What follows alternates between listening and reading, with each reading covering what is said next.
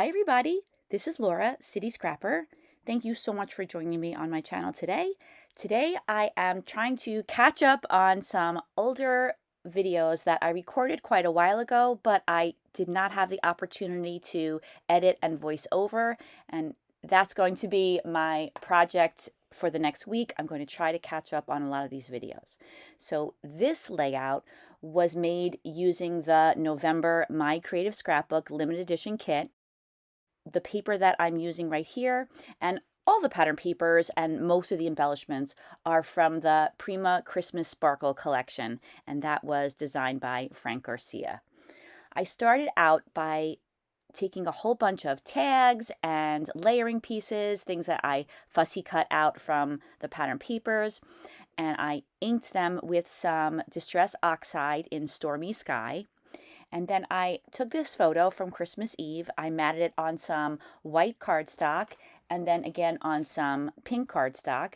And now I'm arranging all of those pieces. I'm going to be making a diagonal arrangement from the upper left-hand corner to the lower right-hand corner. The small blue strips that I'm putting in place now, those were punched out using an EK Success border punch using some pattern paper from the kit.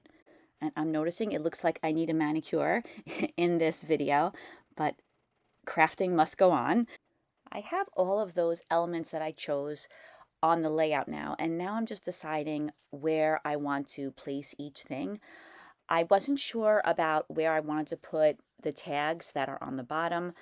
At first, I was thinking that I would have 4 tags on the layout, and then I decided that I would remove one of the tags, and now I just have 3 tags. To add a little bit of dimension to this large cluster, I'm going to pop up a few of the cards. I pop up Christmas Eve, and then I also pop up the card that's underneath the photo with the Santa's sleigh on it. I removed all of the chipboard pieces from the chipboard sheet, so I'm just using the leftover pieces. And I really like the thickness of that chipboard. I think that it's just enough dimension to add to the page. Now I'm popping up the Christmas tree. I have fussy cut that out from one of the pattern papers. I just think it's super pretty, so I'm popping that up as well. And I'm going to place that back to the right of the photo. And I was really happy to find a title I could use that says Christmas Eve, because that's a really important part of Christmas in my family. So we have a lot of pictures from Christmas Eve, and most embellishments in most kits say December 25th or Christmas Day. For each of the tags, I'm punching a large hole, and that's using a crocodile, but you could use any hole punch to punch out a hole in a tag. And then I'm using a We Are Memory Keepers punch, and it punches out almost like a page saver, and it's perfect for putting on the tops of tags. But if you don't have this punch and you would like to make this shape, you can just use first a very small circle punch and punch out a circle from a piece of paper, and then go ahead and with a slightly larger punch and it will make the same shape. And for consistency, I'm inking the edges of these circles before I put them on the tags. Now I'm using some of the ATG adhesive and I'm attaching down the elements to the page. And I always find this, for some reason, one of the hardest parts. I want to make sure that I have everything attached down the same way that I arranged it. And sometimes that can be a little tricky when there are a lot of layers. I always feel happy and even a little relieved when I'm done attaching all the major elements of the page down. And I'm happy because that part is done, and then I am also happy because then I get to start embellishing, which is always fun, especially when you're happy with the composition you've made. Generally, if I pop anything else up on the page, give it a little bit more dimension, I usually do the same thing to the photo. And if I only pop up one thing on the page, it's generally going to be the photo because, of course, that's the most important element on the page. So I use some more of the chipboard. The only disadvantage to using this chipboard over using the kids' adhesive foam is that for the chipboard, you have to put adhesive on both sides, because even though one side is sticky, it's usually not sticky enough and you have to add a little extra adhesive. But it's really not a big drawback, and I like the idea of making use of everything in the kit.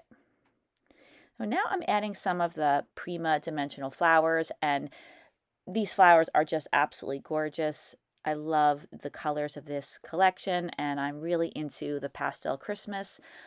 I've tried using pastel colors for Halloween. I'm not too big of a fan of the pastel colors for Halloween, for myself anyway, but I really love it for Christmas. I always like to add something to tags. Sometimes I'll add a brad or I'll add an enamel dot, but since I wanted this page to be very festive, I decided to add some ribbon. This is Oxide brand ribbon, and it is a sparkly white ribbon. I add some ribbon to each of those 3 tags, and then I trim the ribbon back a little bit. I haven't yet attached that center cluster down to the page, and I decided that this was the time to do that. And so I had to move those flowers out of the way. A lot of times, if I'm really happy with the composition, I'll take a photo so that I know where to put the flowers back on the page again. I learned a long time ago that even when I think I'm going to remember, I don't remember. So the photo really helps me a lot. I worked on the arrangement on the bottom a little bit. I tucked a card that has some music notes under the card that has Santa's sleigh on it. And now I'm arranging the flowers, and I moved the flowers that are on the bottom a little bit further toward the bottom so that they would be in approximately the same position as the flowers on the top.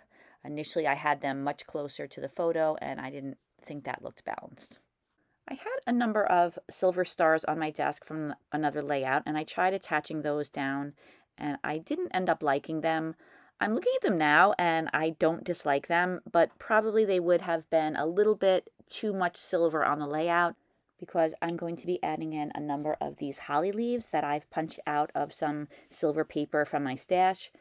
Usually I prefer to use embossing powder on paper, but I didn't have just the right color silver, so I had to settle for this silver paper. But I like the way the embossed paper looks a little bit more matte, not so mirror-like. It's just a minor difference. And in the end, I liked the way the holly leaves looked, and I really like silver with this collection. I've been using so much gold that I kind of forgot how much I love to have silver, especially on Christmas layouts. So I used an EK Success photo corner punch, and I punched out some photo corners for all 4 of the corners, and then I'm inking the edges again with the Stormy Sky Distress Oxide so that they'll match in with everything else on the page. Then I took out some very, very tiny rhinestones so that I could start decorating the Christmas tree. These rhinestones are very tiny, a little bit hard to manipulate, but I managed to get a number of them spread fairly evenly over the tree. And I find this much more fun than decorating a real Christmas tree because you don't have to take it down later on. I'm also adding some pink pearls. These are also very, very tiny pearls, but they're a little bit bigger than the rhinestones. And then I use the same pearls that are a slight bit bigger, and I add those to these holly leaves. There's a spot for 3 berries, and so I thought that pink berries would be perfect for this color scheme. So I go around to each of those leaves on the layout, and I add the pearls. After adding the pearls, I added some very tiny faceted jewels to the holly leaves. They are extremely tiny, and they're a darker gray and a little bit darker than the silver color that I'm adding them to, but I think that they add a nice little detail to the leaves. I added 2 chipboard hearts, one pink and one blue, to the left of the photo. And then earlier I had added an angel on the right-hand side of the photo by the Christmas tree. I'm attaching down those photo corners, and I'm using some ATG adhesive. And then to add a little bit more detail and a little bit more bling to the layout, I'm adding some pearls to each of the photo corners. I love to add some kind of a jewel or pearl to the photo corners. It just makes it look finished to me. Now, I didn't think that the Christmas tree looked quite complete because it has pink and silver on it, but no blue. So I pulled out some more pearls. These are Queen and Company pearls, and I added the blue pearls to the Christmas tree. Now I finally remembered to cut off the branding strip on the bottom. I usually like to do that at the beginning, but I had forgotten about that, so I wanted to cut it off, but I started to go a little astray because I couldn't exactly see where the pattern paper ended and the branding strip began, so I used a ruler. The large flowers on this layout already come with some really beautiful glitter on the edges of the flowers, and I can't match that exactly, but I wanted to add a little bit more shininess to the smaller flowers. So here I'm using some heavy duty gel medium and some diamond dust, and I am putting a little bit of the medium on the tips of the petals of the flowers and then dipping it into the diamond dust and then attaching those down to the page. I glue down some holly leaves that were not attached down, and then that completes the layout.